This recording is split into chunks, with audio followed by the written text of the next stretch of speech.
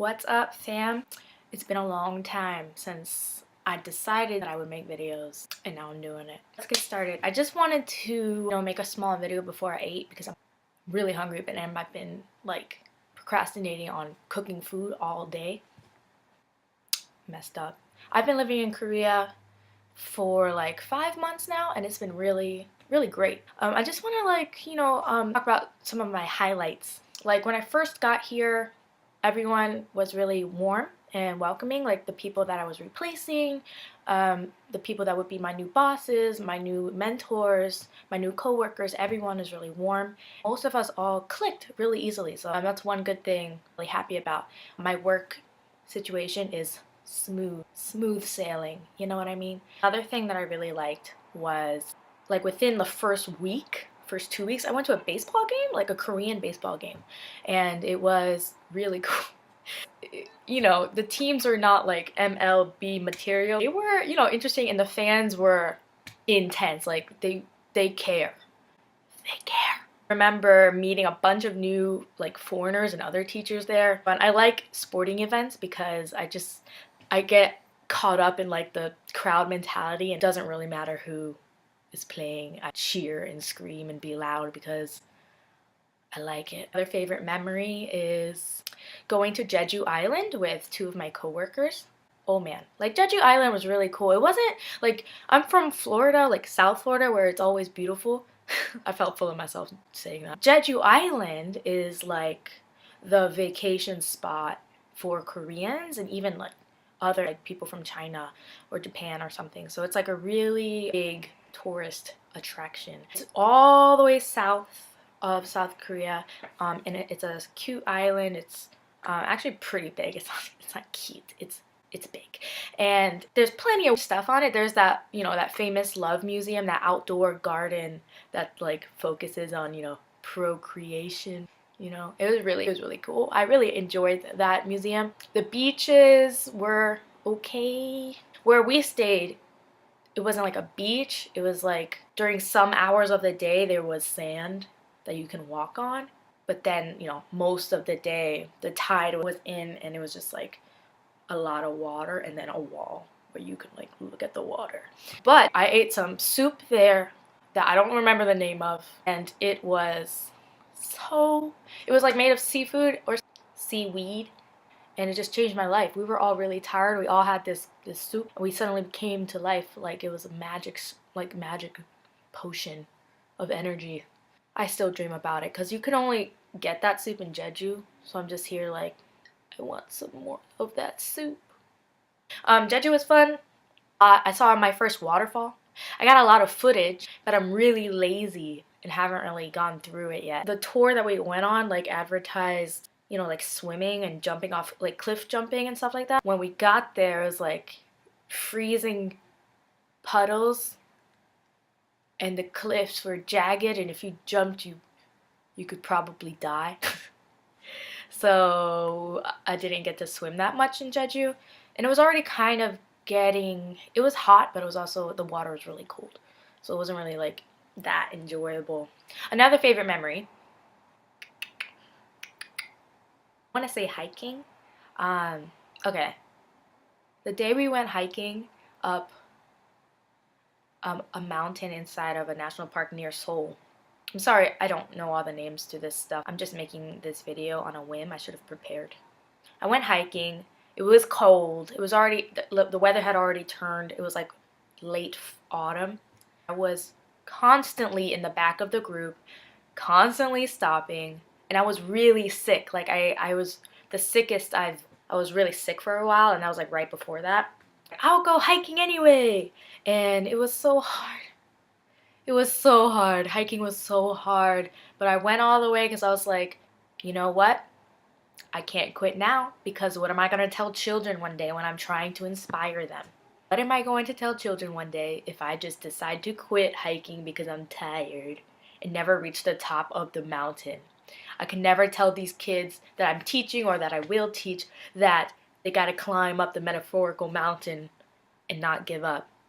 What can I say then if I give up? Anyway, so yeah, hiking was really fun. The people were fun. The views were beautiful. There was a Buddhist temple up there that we got to check out. It was really nice. Another favorite memory I would have to say was New Year's Christmas break. I was one of the only ones in my group who kind of stayed in Korea. A lot of other people traveled around and had other plans, and I was just like, I'm just gonna stick around. But I did go to Seoul for 3 days or 2 days by myself. I went on a DMZ tour, which was really cool.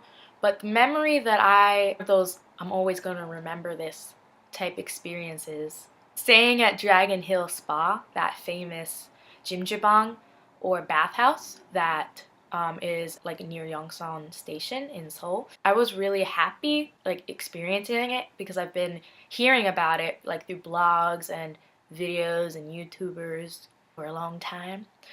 And I needed somewhere to stay before my DMZ tour, which was the next day. So I was like, oh, I'm just going to stay at Dragon Hill instead of coming up to Seoul all the way from Incheon at like 6 in the morning, you know? So it sounded like a good plan.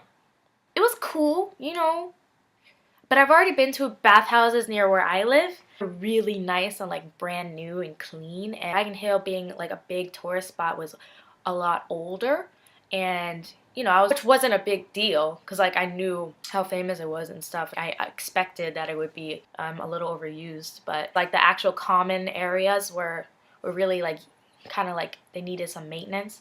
But because bathhouses here open 24 hours a day, it's probably hard to like keep up with like the little things that start chipping away inside, and then you eventually need to replace them.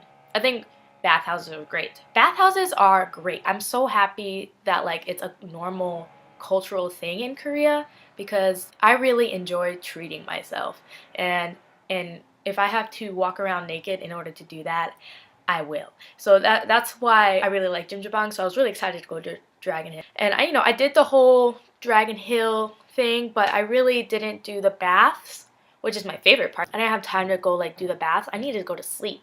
I was planning on sleeping in the like women's relaxation area, but girl, that place was packed. You know, like I didn't want to like touch anyone when I was sleeping. That still happened. I turned around and I went into the common area. The common area was chill, but it was already kind of late when I got done like cleaning up and getting my pajamas on and all that. And so I needed to find a spot like on the floor. So in jjimjilbangs, at least Dragon Hill, everyone sleeps on the floor, which is totally normal. And you get like these little blocks. It's like a yoga block, and they're like pillows, you know, like pillow blocks, and you use them to sleep. And I got one of those. I tried to find a spot. I wasn't comfortable, so I moved to another spot. Wasn't comfortable. And I just realized it's just me. I don't like sleeping on the floor, so I wasn't comfortable. In the common room, there's like a line of massage chairs, which I thought was awesome. But they were all broken. Like, they were all broken. Every one of them. I didn't want to get massaged by this broken chair. It might break my back, you know? So I tried to sit. I sat in a few massage chairs thinking maybe I could sleep here. It was too lumpy. Too lumpy. People tried, you know, other people tried. And eventually I found a spot like along the massage chairs in the back corner, and I was like, oh yeah. So I laid down, I was relaxing, I was chilling, and realized like this is also not a great spot because I'm next to this group of women, of like young women who were talking and talking. And you know what, like I understand it's time to have fun. Up until like 3 in the morning they were talking. I was so tired. And it wasn't only because of them, it's just like the whole atmosphere was difficult for me to like sleep in because you're just on the floor. The floor heating was on, but it was like really hot. So I had to move around a lot to like avoid burning my skin, which was so uncomfortable. You know, so there was like a lot of little things that made it super uncomfortable, but I was still like really just kind of hyped that I was finally doing this because I've been wanting to sleep at a jjimjilbang. And I haven't done that yet, so I wanted to sleep at a jjimjilbang to see how it was.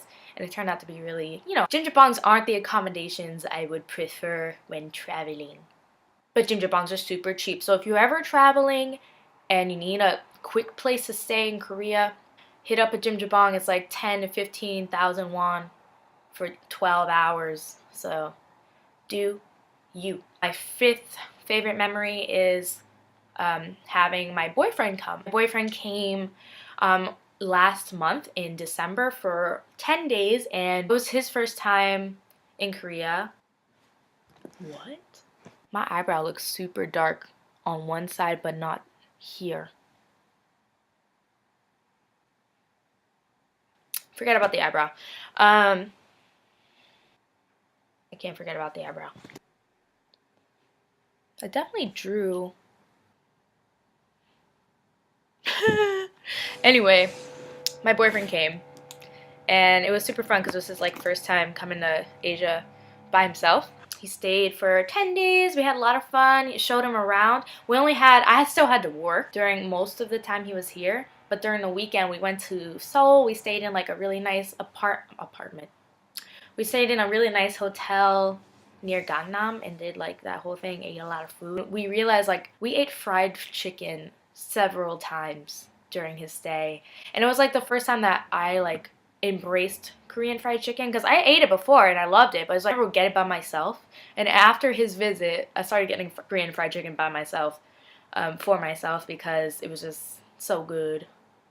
Ho Chicken, I love you. If you're ever in Korea, hit up Ho Chicken. It's a franchise. It's better than any KFC you'll ever come across. Girl. Ho Chicken.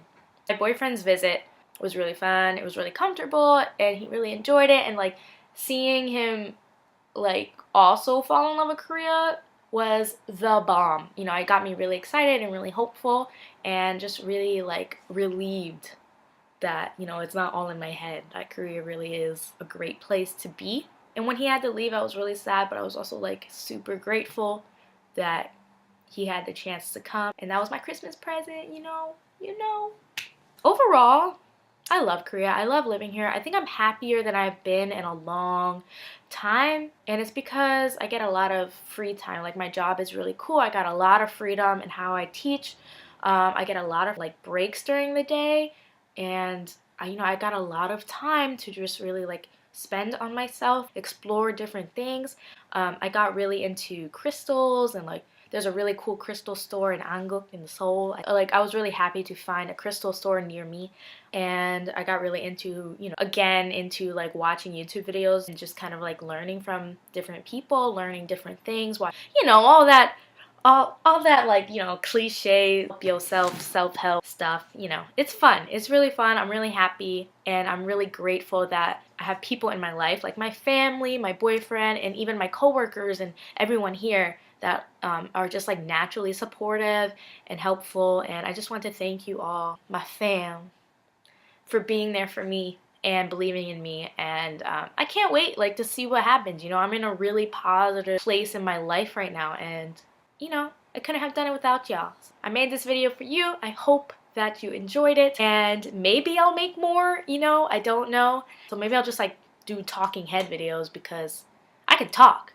I don't like to edit. So yeah, thank you again for coming, for watching this video. I hope, you got a little glimpse of my life. There's plenty of other memories, like the food, girl.